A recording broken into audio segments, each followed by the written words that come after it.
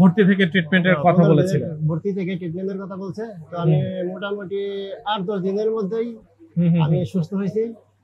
আর আমি এসেছিলাম মূলত স্যারের ভিডিও দেখে, স্যারের উপর আস্থা এবং বিশ্বাস।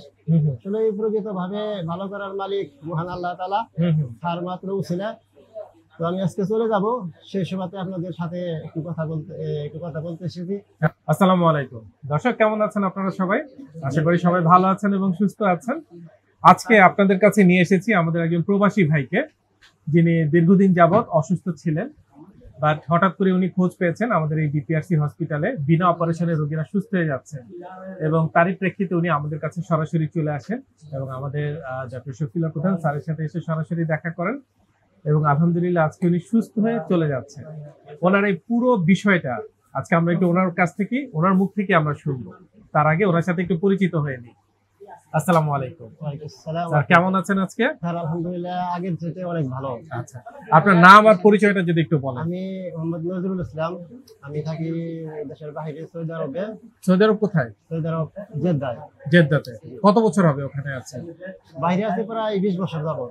অনেক দিন, জীবনের অনেকটা সময় ওখানেই কাটিয়ে দিয়েছেন। জি স্যার। আর বাংলাদেশে বাসা কোথায়? বাংলাদেশের বাসা হচ্ছে টাঙ্গাইল সদর। টাঙ্গাইল সদর।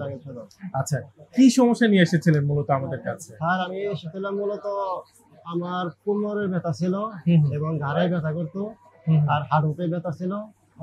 আমি তো জানতাম না যে আমার এগুলো কি সমস্যা, কি পরে স্যারের কাছে আসার পরে এক্সরে এবং এমআরআই করার মাধ্যমে পিএলআইডি এবং পিসিআরডি এটা মানে প্রথম ধরা পড়ে। আচ্ছা। পরে স্যার আমাকে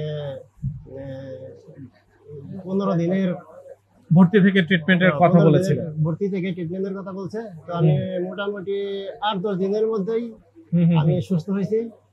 আর আমি এসেছিলাম মূলত স্যারের ভিডিও দেখে, স্যারের উপর আস্থা এবং বিশ্বাস। আসলে প্রকৃত ভাবে ভালো করার মালিক মহান আল্লাহ তাআলা, স্যার মাত্র উছিলা।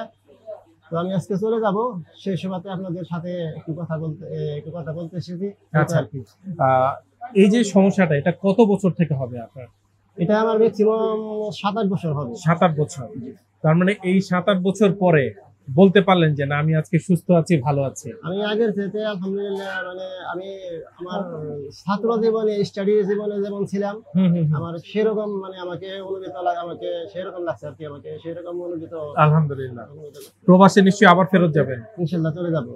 তো যখন এসেছিলেন প্রবাস থেকে এই সমস্যাগুলো নিয়ে, তখন কি ভেবেছিলেন যে এরকম সুস্থ হয়ে আবার যেতে পারবেন? এই কনফিডেন্সটা ছিল তখন? বিশ্বাসই ছিল না যে মানে এরকম যে আমি সুস্থ হবো, আমার মানে বিশ্বাসই ছিল না যে আমি আবার পুনরায় যে এরকম সুস্থ হতে পারবো, আমার বিশ্বাস ছিল না। কাজ করতে গিয়ে কি কি সমস্যার সম্মুখীন হতেন? যেমন নামাজ পড়তে যাওয়া, বা হয়তো আপনার দাঁড়িয়ে থাকা দীর্ঘ সময়, বা কি কি সমস্যা হতো? হয়তো বা যদি বেশিক্ষণ দাঁড়াই থাকতাম কোমরের ব্যথা ফিল হতো, যদি বেশিক্ষণ বসে থাকতাম ব্যথা ফিল হতো, আর যদি কোনো ভারী কাজ করতাম তখন হয়তো বা মানে চোট খাইতো। বুঝতে পারছি। এবং একটা সময় এমন মনে হতো যে হয়তো আর আপনার পক্ষে এরকম কাজ করা বা ভারী কাজগুলো করা বা দীর্ঘ সময় চাকরি করা, এটা মনে হয়তো আর সম্ভব হবে না, এরকমটা মনে হতো? আমার এরকমই স্যার মনে হতো। এখন আবার সেই পুরাতন কনফিডেন্স আবার ফেরত পেয়েছে? আমাদের দেশে এবং দেশের বাইরে এরকম অসংখ্য মানুষ আছেন, এবং আপনি যে বলছেন যে আপনি সৌদি আরবে ছিলেন, ওখানে আমার মনে হয় যে আপনার মতো এরকম আরো অনেক রোগীকে আপনি দেখেছেন না? অবশ্যই অনেক, আমার সাথে অনেক লোক আছে। আমাকে কেউ বলতো, আমি স্যারের ভিডিও গুলো দেখতাম, আমার ফ্রেন্ড আমাকে বলতো যে এই ভিডিও গুলো অ্যাকচুয়ালি তাদের মানুষের মাধ্যমে বানিয়ে তারা মানে সোশ্যাল মিডিয়া, ফেসবুকে এগুলা মানে দিয়ে দিত। এটা হতে পারে, যেহেতু অনলাইনে এখন অনেক প্রতারণা আছে, অনেক কিছু আছে। বাট আপনি যখন এখানে ফিজিক্যালি এসেছেন, আপনি কি দেখেছেন? আমি আসলে স্যার এখানকার যে স্যার এবং কি এখানকার যে all staff, sister, nurse, everything যারা আছে, তাদের আচার ব্যবহারে আমি আসলে মুগ্ধ এবং আনন্দিত। আমি তাদের জন্য সার্বিক দোয়া কামনা করি, আল্লাহ তাদেরকে সুস্থ রাখুক, তাদের সুস্থতায় আমাকে আল্লাহ সুস্থ রাখুক। এখন এই যে উঠবস করা বা ঘাড় নাড়ানো, হাত নাড়ানো, কোনো সমস্যা হয়? আমার স্যার মানে এভরিথিং কোনো সমস্যা নাই। একটু আমাদেরকে ঘাড়টা একটু নেড়ে দেখাবেন? নরমালি মানে আগে এই জিনিসগুলো করতেও খুব কষ্ট হতো, উঠবস করতেও খুব কষ্ট হতো। সবচেয়ে বড় প্রমাণ হচ্ছে আসলে দর্শক উনি নিজেই।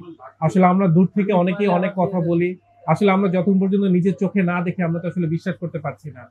এবং উনিও সেই কনফিউজ ছিলেন, বাট উনি যখন নিজে এসেছেন, নিজের চোখে দেখেছেন, উনি আর দ্বিধাদ্বন্দ্বে ভুগেননি, সরাসরি চিকিৎসা শুরু করেছেন এবং আলহামদুলিল্লাহ আজকে সুস্থ হয়ে আমার এই ভাইটি বাড়ি ফিরে যাচ্ছেন।